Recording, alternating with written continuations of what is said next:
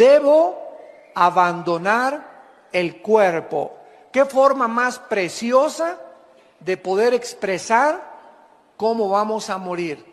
No dice porque ya voy a entregar los tenis o porque ya me voy a morir, como muchas veces lo expresamos en diferentes naciones, sino que de una forma muy bíblica y muy espiritual, la Biblia nos muestra que la muerte es simplemente salirnos de un envase, salirnos de un tabernáculo, porque aquí la palabra cuerpo es esquena en el griego, que es la palabra tabernáculo. Pedro estaba consciente de dos cosas. En primer lugar, en su primera carta nos habla de los últimos días y que el fin se acerca. Y en su segunda carta se refiere al tiempo que ya le quedaba tan corto de vida. En otras palabras, Pedro nos está diciendo, Dios me ha mostrado que mi vida en este mundo es muy corta. Él sabía que muy pronto el Señor se lo iba a llevar a casa, como a ti también, y como a mí también. Y nuestra vida pasó como el vapor, que aparece y desaparece de repente. Sin embargo, antes de que Pedro abandonara su cuerpo, él nos quiere dejar instrucciones acerca de cómo debemos nosotros prepararnos para los últimos tiempos. Antes de que esto sucediera, el Espíritu Santo le da a Pedro palabras para la iglesia, para el tiempo final.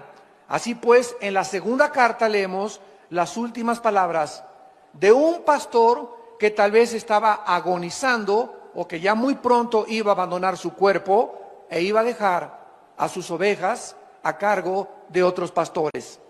Pedro sabía claramente que el mundo no va a entender el mensaje de la palabra de Dios, porque las cartas de la Biblia son para los creyentes, no son para aquellas personas que no son cristianas. Es como si yo voy en la calle y me encuentro una carta que dice, Chencho, ya me fui, te fuiste y me dejaste y te mando para el mandado, etcétera, etcétera. Yo digo, en primer lugar, yo no soy Chencho.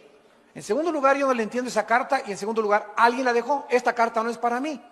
Así es la Biblia. Hay mucha gente que viene a la Biblia y no la entiende porque no es para ti. La Biblia y el mensaje de Dios es para aquellos que han aceptado a Jesucristo como su Señor y Salvador. Porque solo ellos, que somos los que formamos la familia de Dios, somos los que comenzamos a entender las palabras del Espíritu Santo. Pedro sabía que el mundo no lo iba a creer, por eso escribe estas cartas a los creyentes. Esto es un mensaje de advertencia también, porque en su segunda carta, capítulo 2, versículo 1, comienza a prevenirnos de las cosas que vamos a enfrentar.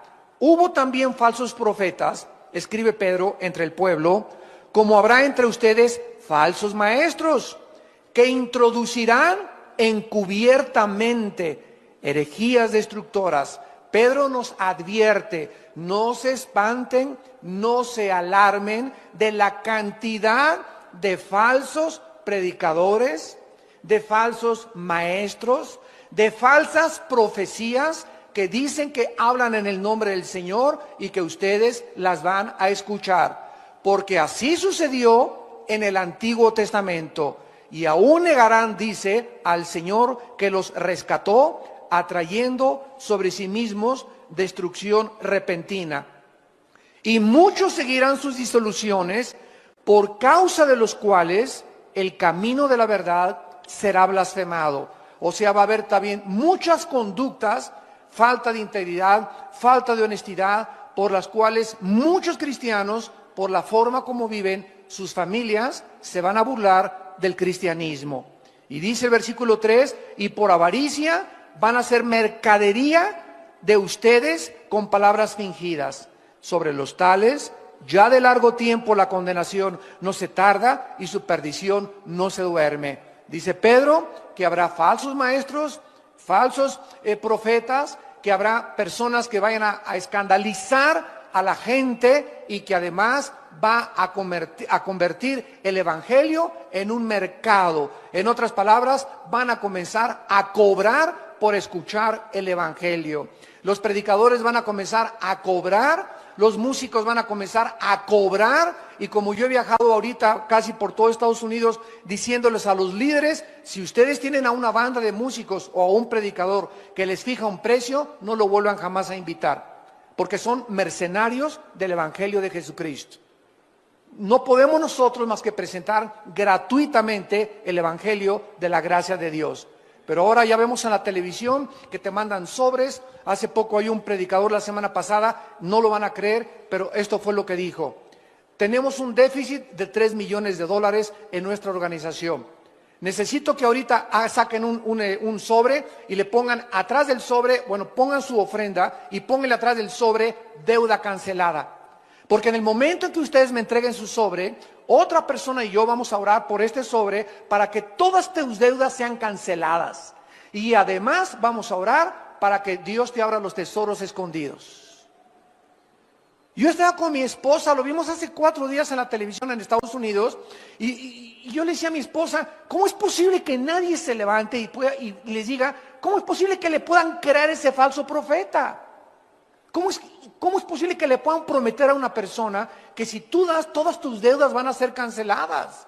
Es increíble la forma como están esquilmando y como están tratando de presentar el Evangelio de Cristo. En el capítulo 3, 2 de Pedro 3, dice Pedro en el versículo del 10 al 12, pero el día del Señor vendrá como ladrón en la noche, en el cual los cielos pasarán con gran estruendo, los elementos ardiendo serán deshechos, y la tierra y las obras que en ella hay serán quemadas. Puesto que todas estas cosas han de ser deshechas, ¿cómo no debéis vosotros andar en santa y piadosa manera de vivir, esperando y apresurándoos para la venida del día de Dios, en el cual los cielos encendiéndose serán deshechos, los elementos siendo quemados se fundirán, pero nosotros esperamos, según sus promesas, cielos nuevos y tierra nueva, en los cuales mora la justicia. Como cristianos, nosotros creemos las palabras de Dios acerca de los tiempos finales y estamos recibiendo, amados santos, actualmente advertencias muy fuertes. Advertencias muy fuertes, y todo aquello que el mundo había hecho hasta estos tiempos va a comenzar a ser sacudido por Dios. Los banqueros robaron a la gente, principalmente la clase media baja alta, con tantos intereses de las casas, de las tarjetas de crédito, y dijo Dios, ¡basta! Ya no van ustedes a explotar a la gente.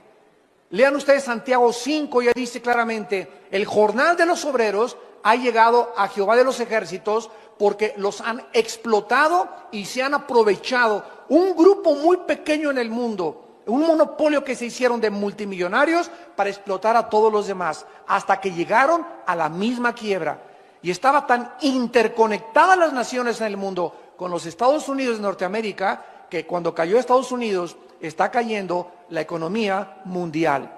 ¿Por qué? Para que se cumpla la palabra de Dios, que el mundo se dirige a una economía global.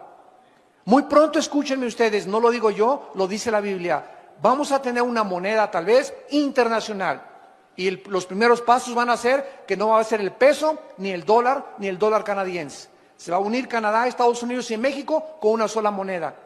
Se van a unir después el euro con otra sola moneda, y hasta que el anticristo surja será una moneda internacional.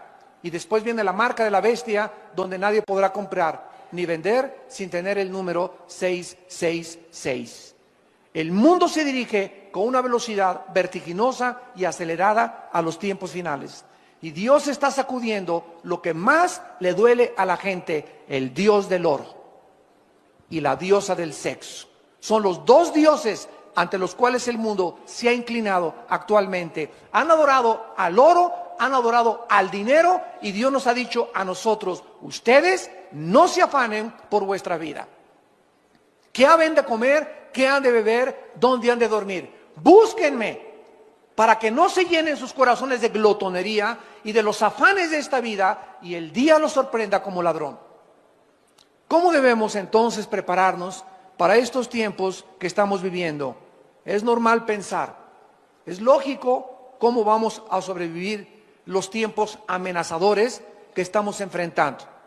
Cuando las tormentas comiencen a azotar más fuerte y comience a llegar a tu vida, toda esperanza comience a escaparse de recuperación, como los que perdieron sus casas en Galveston, Texas, en Nueva Orleans, los que están sufriendo el incendio de sus casas en California, los tsunamis, los huracanes. Cuando llegue una devastación a tu vida, donde pierdas el trabajo y pierdas las cosas que tú crees que para ti eran lo más importante, entonces, ¿qué es lo que vas a hacer acerca de tu vida y de tu familia? ¿Qué vas a hacer acerca de tu trabajo, de tu casa, de tu comida y de tu ropa? Creo que esto es una preocupación lógica y legítima de todo creyente, pero de una manera asombrosa. Pedro no nos ofrece ningún consejo acerca de cómo prepararnos financieramente. No nos aconseja dónde invertir nuestro dinero. No nos aconseja nada de cómo proteger nuestra casa, ni cómo sobrevivir al calentamiento global o a la inflación. ¿Por qué? Vamos a ver enseguida los 4 consejos que nos ofrece el apóstol Pedro. Número 1.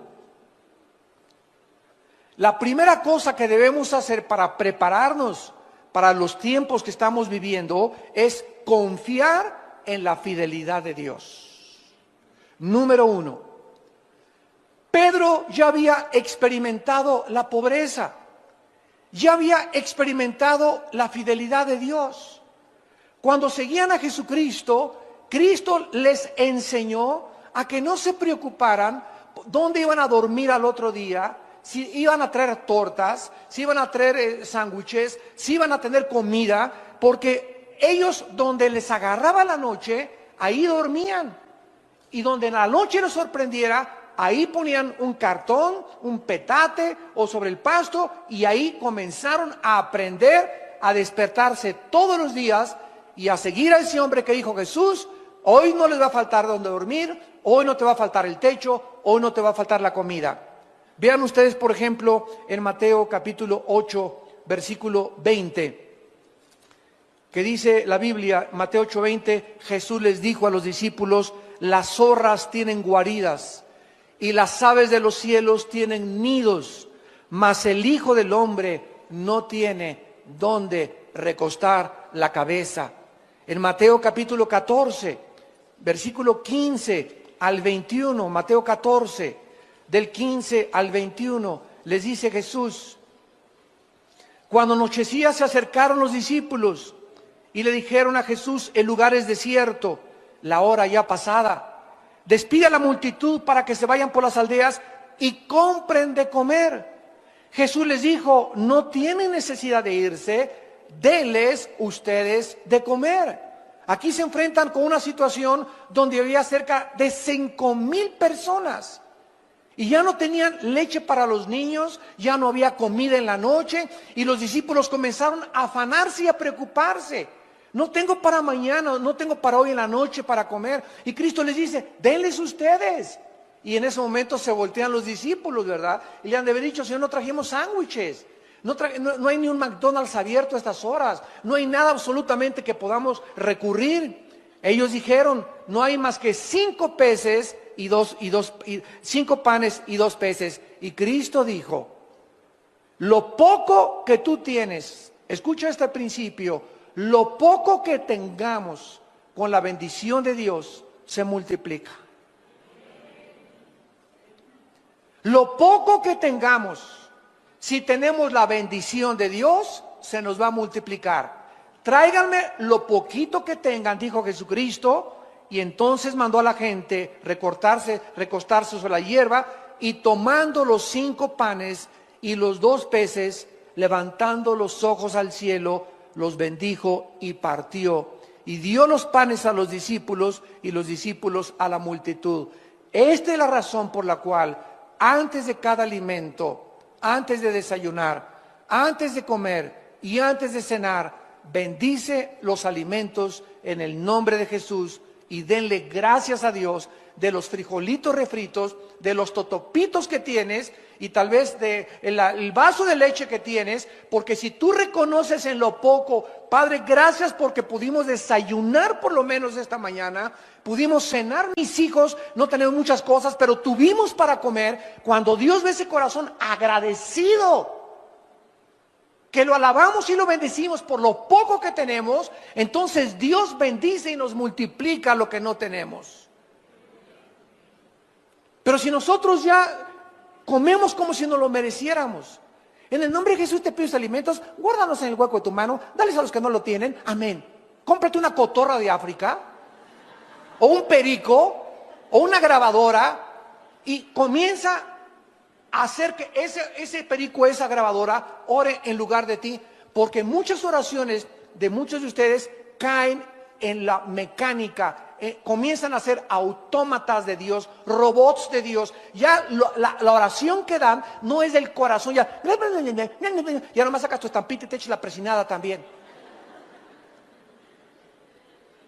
Tenemos que sentir en el corazón, Padre, gracias por este pollo, gracias por este tibón, gracias por estos cornflakes, gracias por lo que nos das. No perdamos el sentimiento de la gratitud. Es horrible comenzar a vivir creyendo que lo que tenemos no lo merecemos. Gracias por este día, Padre. Gracias porque llegué al aeropuerto, Padre. Gracias porque me guardaste. Gracias por este día, Señor. Nos acostamos con el corazón lleno de gratitud. Y eso es lo que Dios está pidiéndonos. Que no nos olvidemos de que tenemos la vida, estamos respirando y tenemos que comer. En Mateo 17, versículo 24, llegaron a Capernaum. Y vinieron Pedro y los que cobraban las 2 dracmas, Mateo 17, 24. Y le dijeron, vuestro maestro no paga impuestos, o sea, no paga las 2 dracmas. Él dijo, sí. Y al entrar en la casa, Jesús le habló primero diciendo, ¿qué te parece, Simón?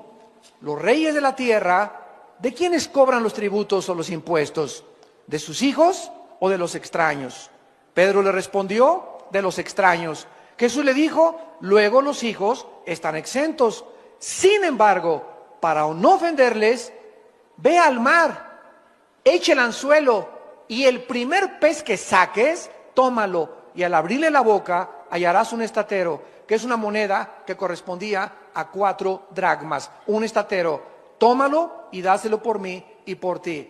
Cuando ellos necesitaban comer, Dios lo multiplicaba. Dormir, dormían en cualquier lugar. Y cuando necesitaban dinero hasta para pagar los impuestos, de una forma sobrenatural, Cristo les proveía lo que no tenían. ¿Se imaginan ustedes el control de Jesús que hizo los cielos, la tierra, los peces, los animales, los moscos, los insectos, las estrellas, los planetas? Y cuando viene a esta tierra nos muestra que Él era el que tenía el control del universo, al decirle a Pedro, hay un pez que te va a obedecer. Y el que va a morder el anzuelo trae dentro un dracma que alguien tiró y se lo comió. Cristo sabía aún lo que los peces comían. ¿Y cuál era el pez de los miles que había en el mar de Galilea? Que tenía una moneda en su estómago, en su pancita, para que con esa pagara los impuestos. ¿Tú crees que a ti no te dará Dios lo que tú necesitas si tú se lo pides? Si un hijo le pide a su padre un pan, ¿le daremos una serpiente a nuestro hijo? ¿Cuánto más nosotros, cuando tenemos una necesidad, debemos nosotros de seguir confiando en Dios? Los apóstoles aprendieron a vivir sin dinero y con dinero. Los apóstoles comenzaron a experimentar que Dios es poderoso para nunca dejarnos ni abandonarnos. Sabían lo que significaba dormir bajo las estrellas, sin cama ni almohadas. Siguieron a Jesús sin tener un empleo fijo ni promesas de dinero alguno. Solo eran dueños de la ropa que traían y de las sandalias que traían puestas. Y tú tienes 3 pares de tenis, tienes 2 pares de jeans, tienes 3 camisas, ya vas de gane. Tienes un techo, no estás a la intemperie durmiendo. Tienes un jacalito donde duermes arriba de un petate. Tienes un horno ahí para que te caliente. En otras palabras, los discípulos aprendieron a confiar en la provisión diaria de Dios para todas sus necesidades. Esto es lo que nosotros tenemos que aprender en Filipenses capítulo 4. Filipenses capítulo 4. Versículos del 11 al 13, el apóstol Pablo, al igual que Pedro, nos escribe estas palabras. Filipenses 4, del 11 al 13. Y dice el apóstol Pablo: no lo digo porque tenga escasez, pues he aprendido ¿a qué? ¿Cuál es la clave para ser feliz? No es tener dinero, porque si solamente eres feliz cuando tienes dinero, qué miserable vas a ser cuando no lo tengas. La clave de la Biblia es que aprendamos a contentarnos con o sin. Porque si no tienes, estás contento porque no dependes de tu contentamiento si tienes. Porque no toda la vida vamos a tener. Yo recuerdo cuando yo inicié el ministerio en 1979. Me fui casi 4 o 5 años de misionero a la Sierra de Guerrero y de Oaxaca. Y durante 3 años anduve en la sierra con los indígenas durmiendo en petates, en casas de adobe, en pueblos de leprosos. No teníamos para comer, comíamos lo que pescaba yo en el mar. Y lo que arrancábamos, los mangos que arrancábamos de los árboles, esa era la comida de mi familia durante 4 o 5 años. Y nunca dejamos de comer mangos, nunca dejamos de comer manzanas, y siempre pescaba algo en el mar para llegar y hacer un pez o 2 peces, y comimos pescado durante 4 o 5 años porque éramos tan pobres que no teníamos. Mi primer coche lo compré hasta 1987, una combi que un hermano me regaló en México. Y andaba en México en las camionetas y en las peceras para acá y para allá, en la lluvia, dando estudios con las iglesias, etcétera, etcétera. No todo lo tenemos hasta ahorita. Pero han pasado 30 años del ministerio y me he dado cuenta que nos usó a nosotros, a Dios, para abrir el camino y para enseñarnos precisamente a que nada nos debe detener. Dios me enseñó y aprendí a contentarme cualquiera que sea mi situación. Si ahora soy pobre, ya no le voy a tener miedo a la pobreza, porque ya sé lo que es ser pobre. Ya aprendí que cuando estaba con Él era contento, y me acuerdo que llegaba a la casa y cantábamos himnos y con una vela hasta las 3 de la mañana estudiaba teología, porque ni luz teníamos en la cabañita que vivíamos en Acapulco, en una montaña. Entonces yo me río de ver hacia ahí la pobreza, me río porque ya he aprendido a contentarme y no me hace falta que no tener. Y es lo que muchos desgraciadamente no han podido aprender. Crían a sus hijos como niños pirrurations. Y les dan reloj ya a los 12 años y a los 15 años su coche, etcétera, etcétera. Y estamos creando una generación de chavos pirruris que no saben lo que es sufrir y no saben lo que es ganarse el pan con el sudor de su frente. Y es cuando nosotros se casan a los 24, 25 años de edad y ya quieren tener su Sony Trinitron, tienen que tener alfombras persas, persianas de Liverpool y de Palacio de Hierro, y quieren tener todo, y si no lo tienen se suicidan o roban o se divorcian, porque mi mamá me crió en camas de sábanas de seda y comíamos puro caviar y comíamos puro chivo importado.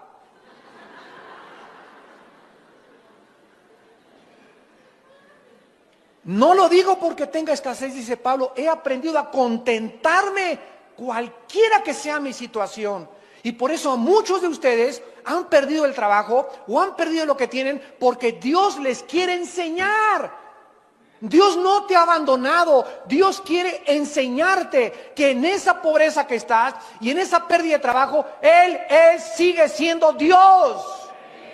Y no te va a dejar ni te va a abandonar. Y cuando recuperes otra vez lo que perdiste, te vas a acordar que no te faltó por lo menos de comer. Y no te faltó techo, y no te faltó tampoco tu familia. Porque eso es el tesoro más grande que tenemos. Mientras tengamos la familia, lo tenemos todo. No importa que la familia durmamos en la banqueta, pero juntos siempre, luchando por la sobrevivencia con el Señor de nuestro lado. Diré yo a Jehová, esperanza mía, castillo mío, mi Dios, en quien confiaré. Y no diré yo al banco y la bolsa de valores y Wall Street, en quien confiaré. Pues en aquellos que están confiando en eso, Dios se los ha derrumbado, para que no pongan sus ojos en falsos ídolos, más que en el Dios viviente que le da vida y aliento a todas las cosas. Dice Pablo, versículo 12, sé vivir humildemente, sé tener abundancia, en todo y por todo estoy enseñado, para estar saciado como para tener hambre, para tener abundancia como para padecer necesidad. Y el secreto está en el versículo 3, todo lo puedo en Cristo que me fortalece. Ese es el secreto. Ay de ustedes los que hacen dinero y no han aprendido a vivir con el dinero, porque el dinero los echa a perder. Hay de ustedes de los que la noche a la mañana se enriquecen y no saben qué hacer con el dinero. Y en lugar de entender el propósito por el cual Dios nos da el dinero, comienzan a hacer dinero y se olvidan de Dios y comienzan a tener más gastos y más lujos y el club y la familia Pompidou y la familia Richelieu, etcétera, etcétera. Y comienzas a alejarte de Dios y alejarte del discipulado, ni diplomados tomas. ¿Por qué? Porque comienzas por los afanes de la vida, porque no habías aprendido a vivir con dinero. Tenemos que aprender a vivir sin dinero, pero también cuando tengamos dinero, tenemos que aprender cómo administrar ese dinero. Porque si ese dinero que tienes tú ahorita, tú no sabes con qué propósito Dios te lo dio y crees que es para ti, entonces algún día te comenzará a faltar y te dirá Dios, acuérdate que yo deshago como polilla lo más apreciado del ser humano. En segundo lugar, el segundo consejo que se nos da es no preocuparnos por las cosas materiales. ¿Saben lo que significa la palabra preocuparse? Pre es antes, ocuparse es poner atención. Una persona preocupona es una persona que está antes de que suceda algo, ocupándose o concentrando su atención en algo que no ha sucedido. ¿Y mañana qué como? ¿Y qué no se pasó mañana? Hoy, pero si todavía no llega mañana. Todavía ni siquiera. Estamos apenas a las 10 de la mañana, a las 11 de la mañana y ya estás preocupada por tu lavadora y por tu trabajo. Ahorita disfruta tu pollito y gloria a Dios, tú vienes a la iglesia. A lo mejor ahorita viene por nosotros el Señor a la 1. La pregunta más importante que Dios nos haría en estos tiempos es la siguiente: ¿qué hay en tu corazón en estos últimos tiempos? ¿Preocupación por el dinero?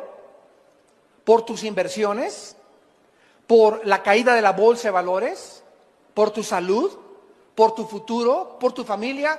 ¿Qué está en este momento, en estos tiempos, llenando tu corazón?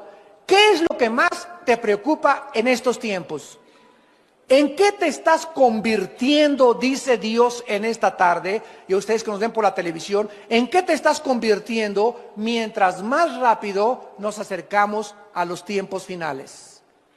¿En una persona avariciosa, ambiciosa, preocupada por el dinero? ¿Una persona llena de ansiedad y de estrés y de cosas que aún no suceden? ¿En qué te estás convirtiendo? Analiza tu corazón a la luz de los tiempos que estamos viviendo.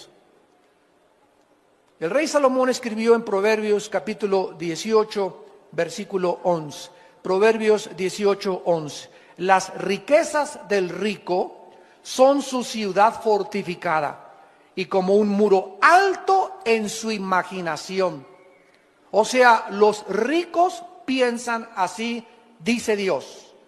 Y esto lo escribió el hombre más sabio que ha existido en la historia después de Cristo, el rey Salomón.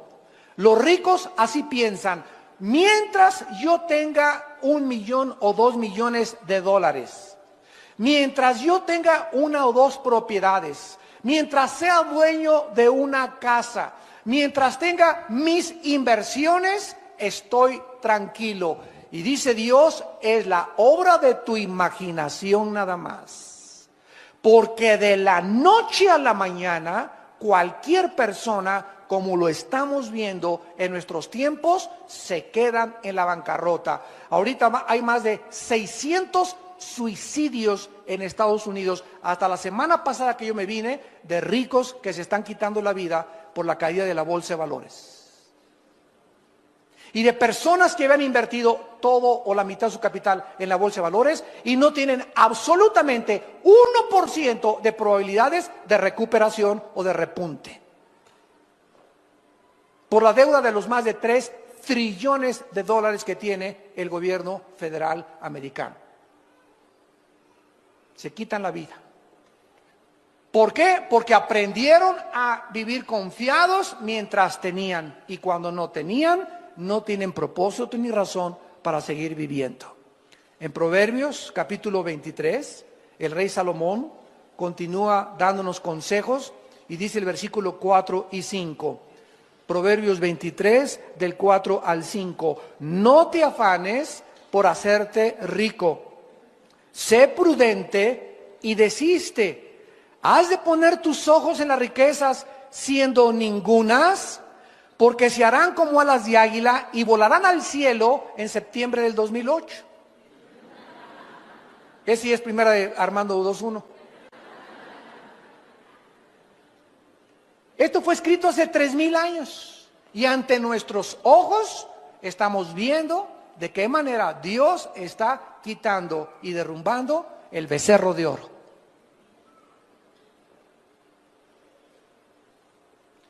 En 1 Timoteo capítulo 6, en el Nuevo Testamento, el apóstol Pablo también tiene palabras para nosotros. Y dice en 1 Timoteo capítulo 6, versículo 6 en adelante. Pero gran ganancia es la piedad acompañada, otra vez igual que Pedro y que Pablo, contentamiento. Gran ganancia es la piedad acompañada de contentamiento. La palabra piedad, eusebia en el griego, significa la vida o vivir cerca de Dios. Tú vas a ganar, nunca vas a perder. Mientras tú vivas cerca de Dios, siempre vas a ganar. ¿Por qué? Porque cuando vivimos cerca de Dios, en su presencia hay plenitud de gozo. Los que viven cerca de Dios tienen que estar contentos, cualquiera que sea su situación. Porque viven alabando a Dios, dándole gracias a Dios, de que por lo menos tienen que comer, tienen guaraches que ponerse y tienen un petate donde echarse, donde acostarse. Porque nada hemos traído a este mundo y sin duda nada podremos sacar. Imagínate cualquier persona rica que nos escuche en este momento, que has guardado y échale y abonos y el dinero y hasta abajo del colchón, y de repente hoy te mueres un accidente, una embolia, un ataque al corazón, y tú tenías dos propiedades, y cuando te entierran en el ataúd, ni el anillo que traes de casado te llevas. Todo se queda de la noche a la mañana y va a estar tu familia como alacranes peleándose la herencia. Ahí en el panteón van a comenzar los pleitos ya por ver quién tiene más herencia. Así es el corazón humano. ¿Y para qué lo que guardaste? Lo guardaste para que lo heredaran y se convirtiera en maldición en tus hijos y en mucha familia. Así que teniendo sustento y abrigo, estemos contentos por el amor de Dios. Teniendo sustento y abrigo, estemos contentos, porque los que quieren enriquecerse caen en tentación y lazo, y en muchas codicias necias y dañosas que hunden a los hombres en destrucción y perdición, porque raíz de todos los males es el amor al dinero. No dice que el dinero sea una maldición, dice que es el amor al dinero lo que es una maldición. Porque amando el dinero y codiciándolo, se extraviaron de la fe y fueron traspasados de muchos dolores. La raíz de todos los males es la ambición y la avaricia de guardar más de lo que tenemos. No está diciendo que los ricos no van a entrar al cielo, ni Dios está en contra que tú tengas un Ferrari el lunes y un Mercedes y un Lamborghini el miércoles. Si tienes y ganas 3 millones de dólares, te puedes dar ese lujo mientras le des a Dios proporcionalmente. Si ganas 3 millones de dólares, dale $1,5 millones a la obra. Y dice Dios, yo no tengo ningún empacho en que te quedes con $1,5 millones al mes. ¿Por qué? Porque veo que el dinero no es un ídolo para ti. No te has olvidado de mí, dice el Señor. Ese es el secreto del dinero. Pero cuando comenzamos a tener dinero y comenzamos a guardar de más, habiendo tantas necesidades, orfanatorios, que institutos, que comprar un edificio, etcétera, etcétera, y tú guardas y échale, y échale, y échale, es cuando Dios se enoja contra nosotros, porque nos convertimos en avariciosos, en codiciosos y en personas que vamos a ser algún día hundidas en perdición y maldición. Dice en Eclesiastés capítulo 5 en el Antiguo Testamento, después de Proverbios está Eclesiastés, y dice Salomón: el hombre más multimillonario que ha existido en toda la historia, Salomón. Nadie ha tenido más dinero que Salomón. Ni Howard Hughes, ¿verdad? Ni Bill Gates, ni Carlos Slim, ni ningún otro millonario actual se compara con las riquezas que tuvo Salomón. Y escuchen lo que dijo Salomón, Eclesiastés 5, versículo 10 en adelante. El que ama el dinero no se saciará de dinero, y el que ama el mucho tener no sacará fruto. Esto es vanidad. Cuando aumentan los bienes, también aumentan los que los consumen. Qué bien pues tendrá su dueño, sino verlo con sus ojos. Dulce es el sueño del trabajador, coma mucho, coma poco, pero al rico no lo deja dormir la abundancia. Qué ironía del destino, ¿verdad? El campesino va y siembra su maicito y su caballito y su burrito, y en la noche... Pero el rico, mis inversiones, el cuento, la computadora, la laptop y esto y el otro. Y vemos, ¿verdad?, que aquel que no tiene nada, ¿de qué se preocupa que hoy la bolsa de valores? ¿Y qué? Pero ¿quiénes son ahorita los que se están matando? ¿Quiénes son ahorita los que están suicidando? ¿Quiénes son ahorita los que están comprando Prozac, pastillas tranquilizantes, y le están entrando más a la coca y más al alcohol? ¿Quiénes? Aquellos que tenían puestos sus ojos y que amaban el dinero. Para ellos es esta maldición. Y dice el versículo 13, hay un mal doloroso que he visto debajo del sol, las riquezas guardadas por sus dueños para su mal, las cuales se pierden en malas ocupaciones, y a los hijos que engendraron, escucha, nada les queda en su mano. Jesús nos dejó consejos, amados. No nos dejó consejos de cómo invertir ni qué guardar, sino que al contrario, nos dio instrucciones el Señor Jesucristo muy claras en Mateo capítulo 6. Y dice Mateo 6, el Señor Jesucristo, versículo 25, cuando ya hace 2000 años, los ha dado pensar continuamente o enfocado continuamente en el dinero o en lo de mañana, intranquilo, sin tener paz. Eso es lo que hace el amor al dinero. No os afanéis por vuestra vida.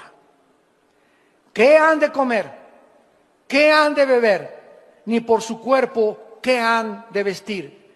¿No es la vida más que el alimento y el cuerpo más que el vestido? Pregúntate en esta tarde, ¿estoy vivo?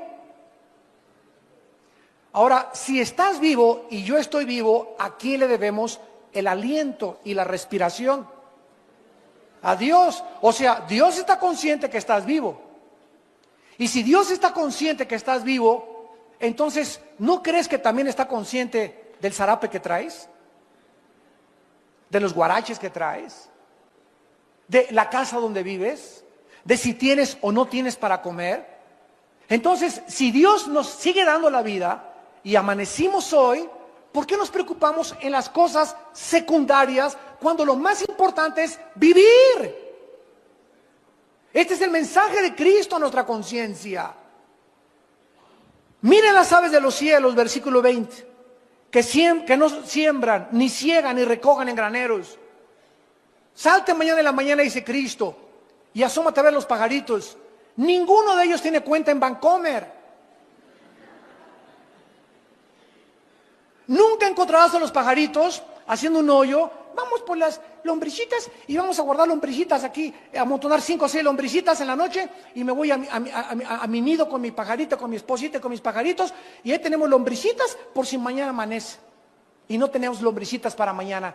Dios puso un programa en los pajaritos para que fueran una lección a nosotros y para que los observáramos. Si Dios les puso ese programa donde ellos no deben de amontonar ni guardar para mañana, ¿por qué entonces lo hacemos nosotros? ¿Por qué desconfiamos del poder y la misericordia de Dios?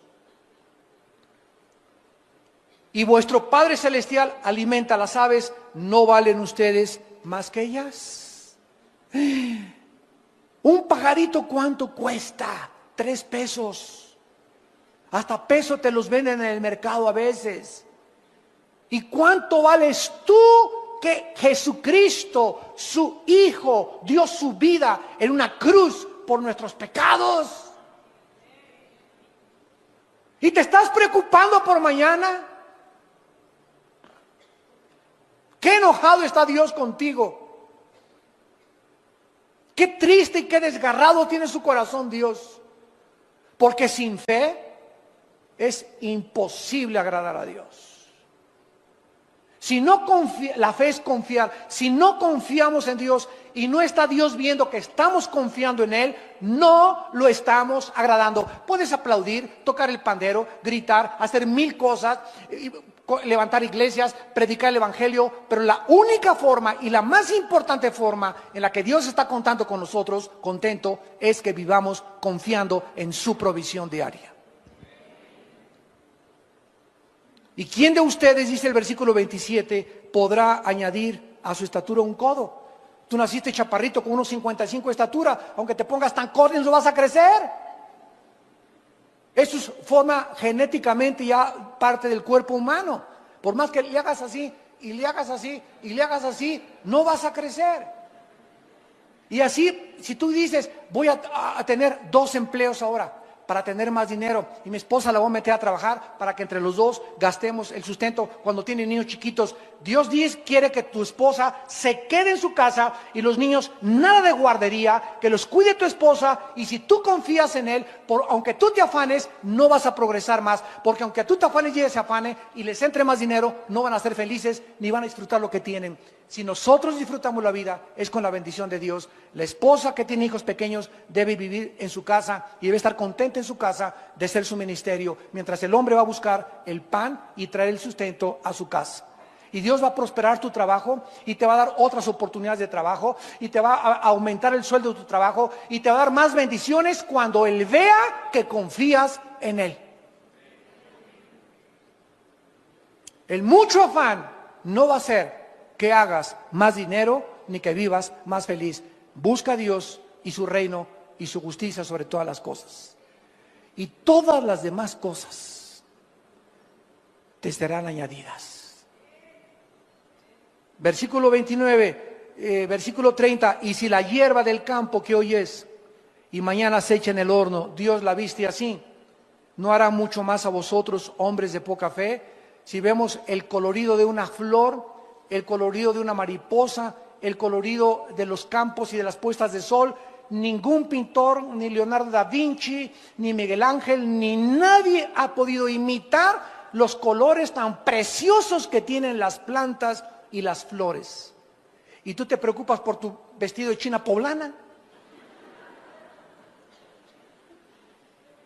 No os afanéis, pues, no estés intranquilo, no pierdas la paz. Mantén la serenidad, guarda la tranquilidad en tu corazón. El Señor es mi guiador, Él es mi pastor, nada me faltará. En lugares delicados pastos me hará descansar. Confía en mí, dice el Señor. Este es el tiempo más precioso que la iglesia tiene para demostrar quiénes son los cristianos. ¿Quiénes son ahorita verdaderamente los cristianos? Ya se acabó el cristianito el domingo nada más. Ahora vas a demostrar en los tiempos que estamos viviendo si realmente crees y confías en Dios. Los gentiles, dice Cristo, el versículo 32, o sea, las gentes que no tienen a Cristo, buscan todas estas cosas. Ve a tu cuñado, a tu tío, a tu primo, a tus hermanos, ve a tus familiares que no sean cristianos. Viven únicamente para la lana, la plata, la plata, la plata. Cómo hacer dinero, y aprendí, y el otro, y todos los días prende el noticiero, y cada vez el corazón les va a explotar mañana. Las noticias aumentan, las malas noticias aumentan, y porque están enfocados nada más el oro, el becerro de oro, se está deshaciendo, se está fundiendo, el oro se está yendo, porque toda su vida está puesta ahí.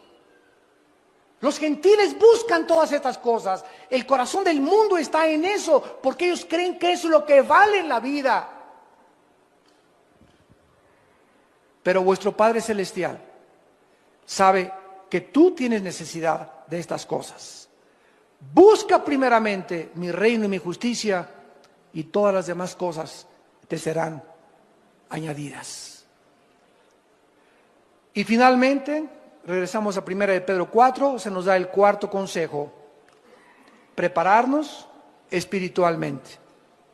Dice en 1 de Pedro 4:7, mas el fin de todas las cosas se acerca, sean sobrios y velen en oración.